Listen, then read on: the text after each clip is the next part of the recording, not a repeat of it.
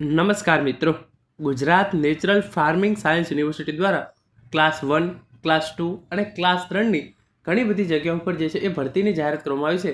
એના વિશે આપણે આજના આ વિડીયોની અંદર વાત કરવાના છીએ.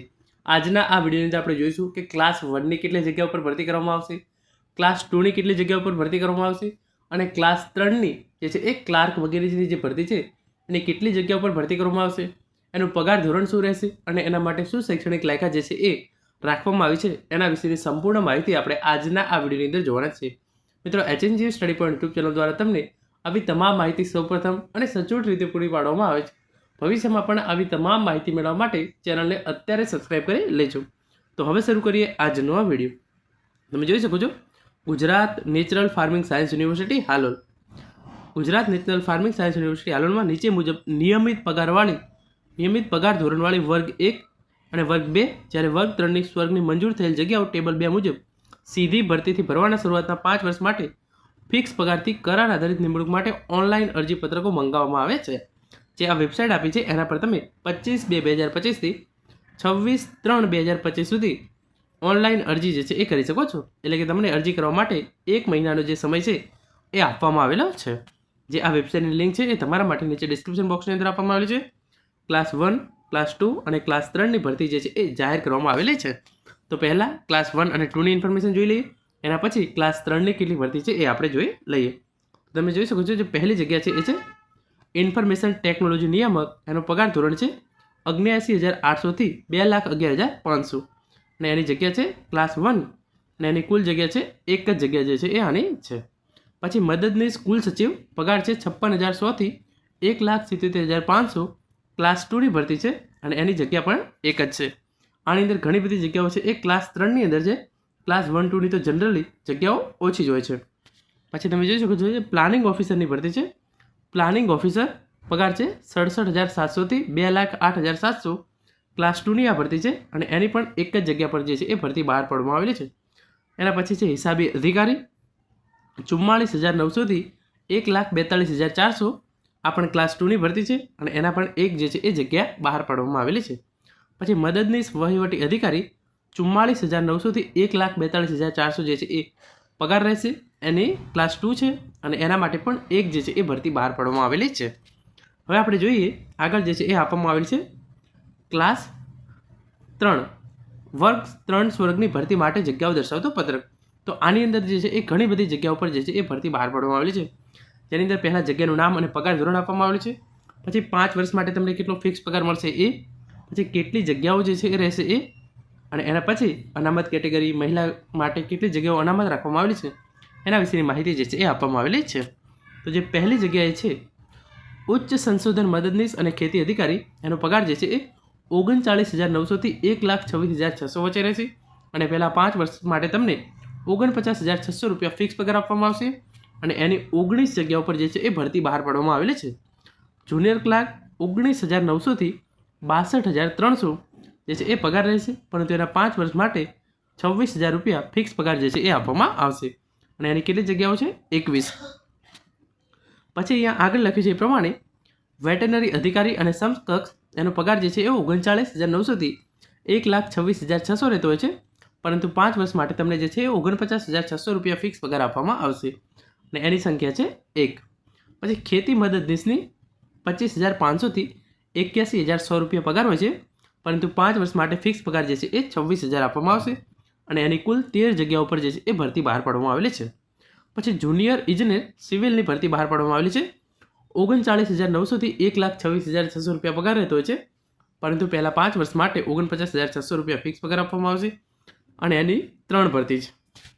એના પછી લખ્યું છે એ પ્રમાણે જુનિયર ઇજનેર ઇલેક્ટ્રિકલ 39,900 રૂપિયાથી 1,26,600 રૂપિયા જે છે એનો પગાર રહેતો હોય છે, પરંતુ 5 વર્ષ માટે 49,600 રૂપિયા જે છે એ ફિક્સ પગાર આપવામાં આવશે અને એની એક જગ્યા પર ભરતી બહાર પાડવામાં આવેલી છે. પર્સનલ આસિસ્ટન્ટ સ્ટેનોગ્રાફર ગ્રેડ 3 25,500થી 81,100 રૂપિયાનો પગાર હોય છે, પરંતુ પહેલાં 5 વર્ષ માટે 26,000 રૂપિયા ફિક્સ પગાર આપવામાં આવશે અને એક જગ્યા માટે જે છે એ ભરતી બહાર પાડવામાં આવેલી છે. લેબોરેટરી ટેકનિશિયન અને સમકક્ષ 29,200થી 92,300 રૂપિયા જે છે એનો જનરલી પગાર રહેતો હોય છે, પરંતુ 5 વર્ષ માટે 40,800 રૂપિયા ફિક્સ પગાર આપવામાં આવશે અને એની 5 જગ્યાઓ પર જે છે એ ભરતી બહાર પાડવામાં આવેલી છે. લેબોરેટરી આસિસ્ટન્ટની એક જગ્યા છે. એનો પગાર જનરલી 29,200થી 92,300 રહેતો હોય છે, પરંતુ એને જે છે એ 5 વર્ષ માટે 40,800 રૂપિયા જે છે એ ફિક્સ પગાર આપવામાં આવશે. તો આમ આ અલગ અલગ જગ્યાઓ છે એના પર જે છે એ ભરતી કરવામાં આવનાર છે. હવે આપણે એની શૈક્ષણિક લાયકાત જોઈ લઈએ, અને જે બીજી તમામ માહિતી અને ખૂબ જ અગત્યની સૂચનાઓ છે એ એક પછી એક જોઈ લઈએ. તમે જોઈ શકો છો, અનામત કેટેગરીનો લાભ જે ગુજરાતના ઉમેદવારો હોય એમને જ મળવાપાત્ર છે. પછી પસંદગીની પ્રક્રિયા જાહેરના મુદ્દા નંબર 25માં દર્શાવ્યા મુજબ હેતુલક્ષી પ્રશ્નોવાળી પદ્ધતિની લેખિત પરીક્ષા જે છે એ આની અંદર લેવામાં આવશે. સિલેક્શન માટેની જે છે એક લેખિત પરીક્ષા જે છે એ લેવામાં આવશે. તમે જોઈ શકો છો, અલગ અલગ માટે શૈક્ષણિક લાયકાત જે છે એ આપવામાં આવેલી છે. ડાયરેક્ટર ઓફ ઇન્ફોર્મેશન ટેકનોલોજી એમની જે છે એ આ શૈક્ષણિક લાયકાત રહેશે, અને એમની વય મર્યાદા 55 વર્ષથી ઓછી હોવી જોઈએ. પછી જે આસિસ્ટન્ટ રજિસ્ટર છે એમની લાયકાત જે છે એ આ પ્રમાણે રહેશે. વિડીયો પોઝ કરી અને તમે જે છે એ આ ઇન્ફોર્મેશન જે છે એ રીડ કરી શકો છો, અને એની ઉંમર જે છે એ 35 વર્ષથી ઓછી હોવી જોઈએ. પછી જે પ્લાનિંગ ઓફિસર છે એમની એજ્યુકેશન ક્વોલિફિકેશન આ પ્રમાણે છે, અને એમની ઉંમર જે છે એ 45 વર્ષથી ઓછી હોવી જોઈએ. એના પછી જે છે એ અકાઉન્ટ ઓફિસર છે એમની લાયકાત જે છે એ આ પ્રમાણેની છે, અને એમની ઉંમર 35 વર્ષથી ઓછી હોવી જોઈએ. પછી જે આસિસ્ટન્ટ એડમિનિસ્ટ્રેટિવ ઓફિસર છે એમની શૈક્ષણિક લાયકાત આ મુજબ રહેશે, અને એમની ઉંમર જે છે એ 35 વર્ષથી ઓછી હોવી જોઈએ. પછી જે senior research assistant / agriculture officer હતા એમની શૈક્ષણિક લાયકાત અહીંયા આપવામાં આવી છે, અને ઉંમર 18 વર્ષથી 35 વર્ષ વચ્ચે હોવી જોઈએ. જે જુનિયર ક્લાર્કની ભરતી છે એના માટેની લાયકાત જે છે એક શું રાખવામાં આવેલી છે, candidate should pass the graduation. તો જુનિયર ક્લાર્કની ભરતી માટે ગ્રેજ્યુએશનની લાયકાત રાખવામાં આવેલી છે, અને તમારી જે છે એ સ્પીડ છે એ 25 વર્ડ પર મિનિટ જે છે એ હોવી જોઈએ, અને એની ઉંમર 18 વર્ષથી 35 વર્ષ જે છે એ રાખવામાં આવેલી છે. પછી જે વેટરનરી ઓફિસર છે એની જે છે એ એજ્યુકેશન ક્વોલિફિકેશન આ પ્રમાણે છે, ઉંમર 18 વર્ષથી 35 વર્ષની વચ્ચે.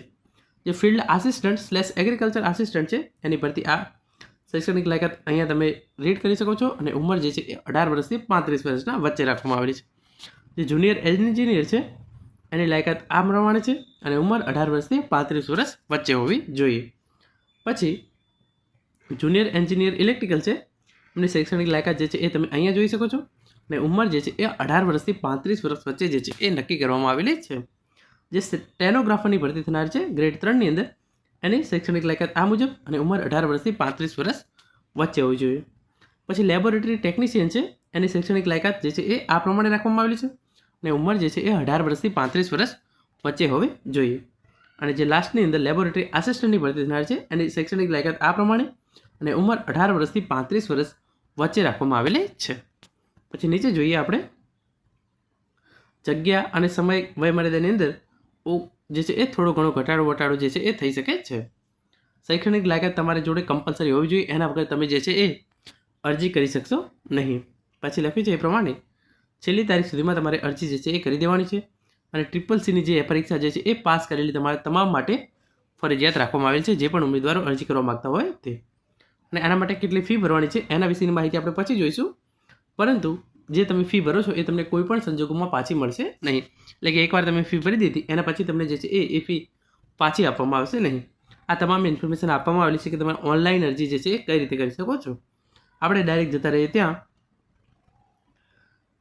પછી અહીંયા કેટલી છૂટછાટ મળવાપાત્ર એ છે, તો જે અનામતના ઉમેદવારો હોય એ વિડીયો પોઝ કરી અને આ જે છે એ વાંચી શકે છે. હવે આપણે આગળ વાત કરીએ કે તમારે કેટલી ફી ભરવાની થશે. તો અહીંયા લખ્યું છે, આપણે નીચે જતા રહીએ છીએ.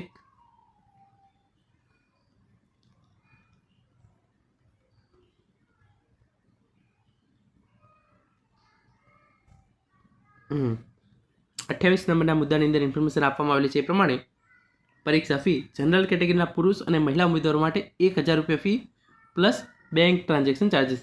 એટલે કે જનરલ કેટેગરીના પુરુષ અને મહિલા ઉમેદવારો માટે 1000 રૂપિયા ફી રાખવામાં આવેલી છે. EWS, ST, SC, ST, SC, BC અને PW માટે 250 રૂપિયા રાખવામાં આવેલી છે, અને જે એક્સ સર્વિસમેન હોય એમના માટે કોઈપણ પ્રકારની ફી જે છે એ રાખવામાં આવેલી નથી. તો જનરલ કેટેગરીના પુરુષ કે મહિલા ઉમેદવારો 1000 રૂપિયા ફી, અને બીજા કોઈ પણ પુરુષ કે મહિલા ઉમેદવારો માટે 250 રૂપિયા ફી જે છે એ રાખવામાં આવેલી છે. અને આના માટે જે છે એ એક્ઝામ લેવામાં આવશે, અને એના પછી જે છે એ તમારું જે છે એ સિલેક્શન જે છે એ કરવામાં આવશે. અને જે ક્લાસ 1-2ની ભરતી છે એના માટે ઇન્ટરવ્યૂ જે છે એ પણ લેવામાં આવશે. તમે જોઈ શકો છો સિલેક્શન પ્રોસેસ પણ હું અહીંયા અમને દેખાડી દઉં. પસંદગીની પ્રક્રિયા. લેખિત પરીક્ષા માટે લાયક ઉમેદવારોની યાદી યુનિવર્સિટીની વેબસાઇટ પર આવશે. પછી એમને લેખિત પરીક્ષા લેવામાં આવશે. ખેતીમાં ગુજરાતીમાં રહેશે, બાકીના સ્વર્ગની પરીક્ષાના પેપરો અંગ્રેજીમાં રહેશે. એટલે કે ખેતી મદદનીશ અને જુનિયર ક્લાસનું પેપર છે એ ગુજરાતી ભાષામાં આપવાનું રહેશે. અને તમે બીજી કોઈ પણ જગ્યા માટે એપ્લાય કરો છો તો તમારું પેપર જે છે એ ઇંગ્લિશમાં આપવાનું રહેશે. સ્ટેનોગ્રાફર અંગ્રેજીની જગ્યા પસંદગી માટે ઉમેદવારોને નીચે સ્પર્ધાત્મક અને પ્રાયોગિક પરીક્ષાની પ્રક્રિયામાંથી પસાર થવાનું રહેશે. કુલ ગુણની ગણતરી માટે 50%, લેખિત પરીક્ષાના અને પ્રાયોગિક પરીક્ષાના 20% અને લઘુલિપિના 30% આ સ્ટેનોગ્રાફર માટે માહિતી આપવામાં આવેલી છે.